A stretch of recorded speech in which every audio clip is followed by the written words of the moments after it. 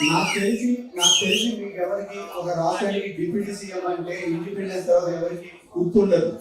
But deputy CM స్థానానికి ఒక ముఖ్యమైన ఒక ఇంపార్టెన్స్ తీసుకొచ్చిన వ్యక్తి మన అధ్యక్షుడు పవన్ కళ్యాణ్ గారు.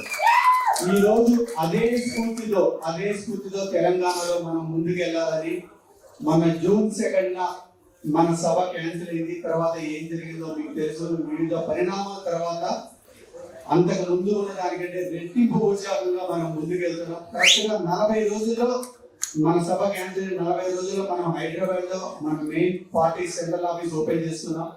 తర్వాత ఈ రోజు కొత్తగూడెం, నేను పుట్టిన కొత్తగూడెంలో ఇక్కడ మన శ్రీనివాస్ గారి ద్వారా పార్టీ ఆఫీస్ ఓపెన్ చేయడం నిజంగా చాలా సంతోషంగా ఉంది. నిజంగా నేను కోరుకుంటున్నాను, నాకు ఆ శ్రీరాముని అండదండలు ఉన్నాయి కాబట్టి నా జర్నీ ఇక్కడ పుట్టిన నేను మళ్ళీ ఇక్కడి నుంచి మళ్ళీ స్టార్ట్ అవుతున్నాను.